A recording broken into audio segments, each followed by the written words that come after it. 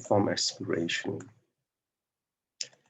All right, the initial verse: to penetrate the Dharma of one reality is to see the path and have deep faith. The Dharma of one reality. Obviously, this is referring to the one vehicle. And obviously, I think we are fortunate that the teachings of the Buddha have all been reviewed, although we are in a Dharma degenerating age. So therefore, we start off by being able to know about all the vehicles. But imagine if one was in the era when there is the first vehicle being reviewed, the middle vehicle being reviewed, then we were in that state. We don't know there is the great vehicle. And that's the state that why we need to have, or rather that at that time, that deep faith is required to be in that state to realize. And then uphold great vehicle practices and cultivate the path is to have understanding. And obviously, I think it's hard when you have understood the small vehicle and the middle vehicle well, and then you're going to have that on a great vehicle. And I think that's why the two, if you like, these are the two great efforts that one needs to have to realize that great vehicle. So to follow the Buddha and listen to Dharma is to be a true hearer. So, I mean, even for me, I regard myself when I listen to Dharma, I'm just a hearer. And obviously, much like in applying the practice, that I go out and cultivate and adopt the teachings to heart, then we then get into the what they call the path of application. But in terms of the path of accumulation, that's what I am. I'm just accumulating as much as I can in learning. So the skillful means and analogies awaken the aspiration to seek boldly. So begin the hearer, that's for oneself, and then seek the boldly, and is to walk the path which is broad and applying the teachings and sharing the teachings with others and to help others, and that's where the difference is. So that means it is not just for ourselves, it is also for others. So in Master's explanation, we must pay particular attention to our minds to enter the Dharma and to experience through our daily living and understand. And that's a part that I just mentioned earlier, that we need to apply that to experience, but the experience is not just ourselves, but the experience with others. And the great difficulty when it comes to experiential learning is to help others whose minds are weak. And I mean, for myself, I've undertaken to help others whose minds are weak, and that's my lifelong. This might going to be my journey. It also is not going to be easy, but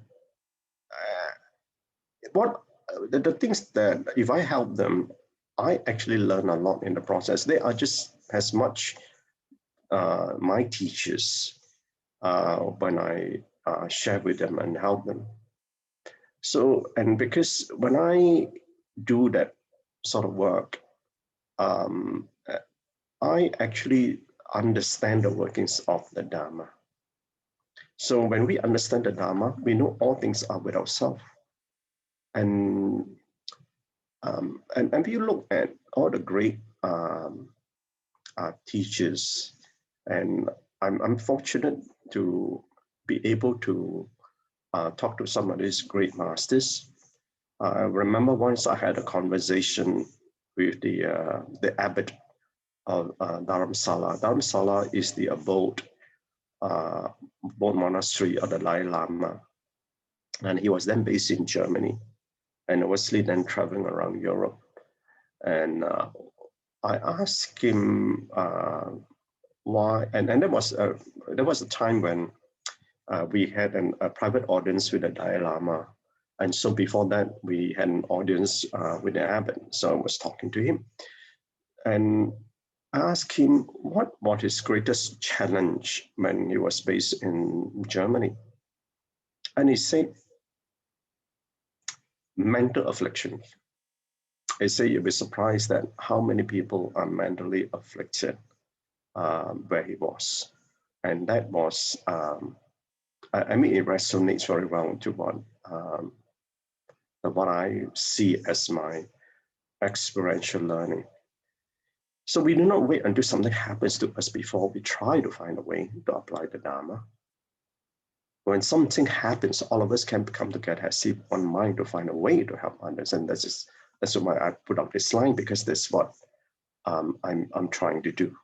Okay. Find a way, and I hear a lot of stories in Tzu Chi, obviously, all these stories that how they got woken up to get into the path, and they're all fascinating stories, very heartwarming and very touching. And that's why I feel very embarrassed when, and every time I go for a session, the big session, the class in Tzu Chi, they always ask me, brother, can you go on and share? And I always keep telling them, number one is I don't have an exciting story. I do not have a sob story to tell. And all my stories are utterly boring. So it is not conducive to inspire others. My tweet will always, whoever they may be, whether it was in Hualien or whether in when we were in Jakarta or whether we were here in Malaysia, much that I would like to, but there are no inspirational stories from my side. So to follow the Buddha and listen to Dharma is to be a true hearer. He did not just want to listen to and take sounds in our hearts. The Buddha changed his direction towards these are skillful means. I see this skillful means. He used many methods to create knowledge. This is the skillful means. Comes from here when something come together as find a way, a way to help others. That way is where the skillful means reside. That's the reason why I find it fascinating to help those with mental weaknesses. And because sometimes it just has a way out. You just have to find that door. And so you got to knock to many doors. And that's why in the end, that's where you get your skillful means. So we must develop our minds and our wisdom through this skillful means. And also we understand that life is full of suffering. So we must aspire and vow to seek the Bodhi path, to walk. So the lessons learned. You can accomplish a lot from the principle emptiness. We can eliminate affliction from our minds. We can master the skill. Then we can further understand how condition converge to give rise to things, and how condition disperse, things will cease. Is it the hearers can practice this very well and can master skill, but that's only for oneself.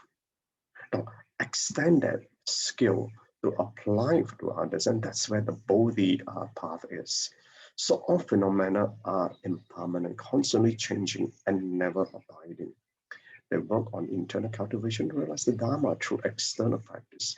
So this internal cultivation is this part of it. And through the external practice is to helping others. Is helping others to alleviate the pain and the suffering. And to me, I think that is actually very meritorious deed.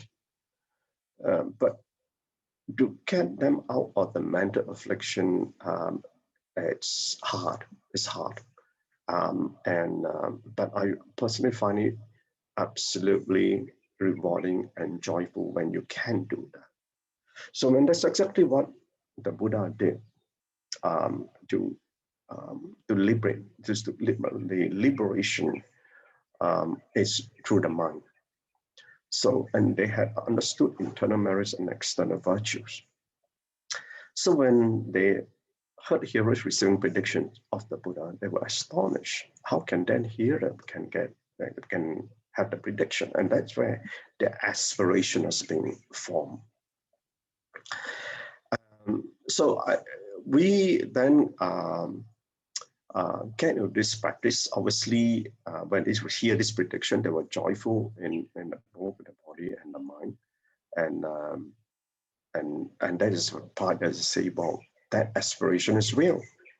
So that's why we are fortunate that we are in a position to know about all the three great vehicles all at once. And therefore, we know what's that great vehicle. But in that time, that was not the case, that because the Buddha needs to gradually grow the mind. So in contemplation, the ambition of one is molded by worldly ways from young. If you look, just reflect back about yourself, your life, and what your parents told you, got to study hard, got to work hard, got to find your way, and got to be self-sustaining. When you go to school, you got to be number one, and so on and so forth. So, and make sure that we outbeat the competition when we work, you're better than others. And so we've been molded in the worldly ways from young. Wealth, position, and power are the aspirations of most, because that is how one is judged in accomplishment in the world, is it not? We revere those who are powerful, we revere those which are positioned and wealthy.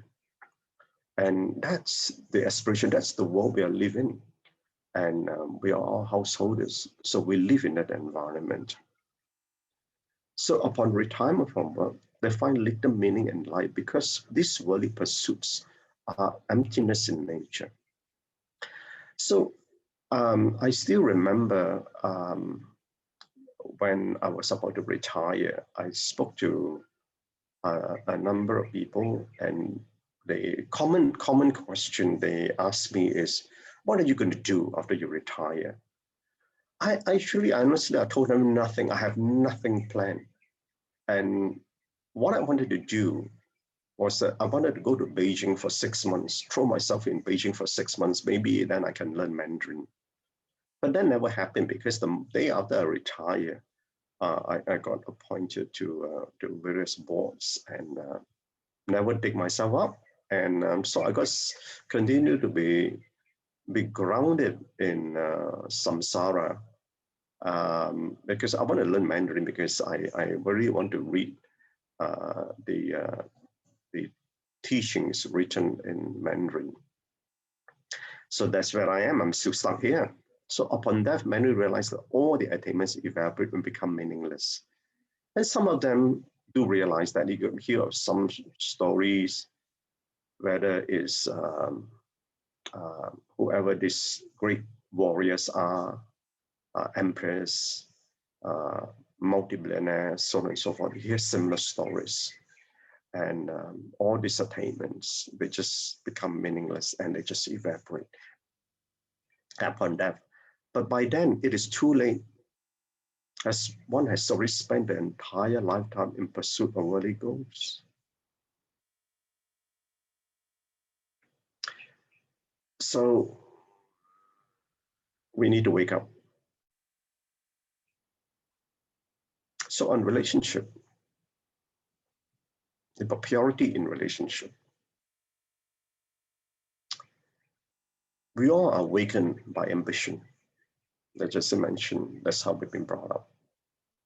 We are weakened by ambition.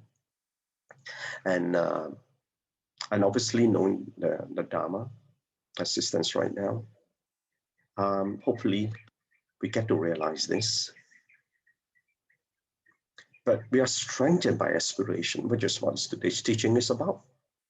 Is that aspiration? So like we're fortunate, as I said, we have all the three Dharma vehicles that we learn at the same time.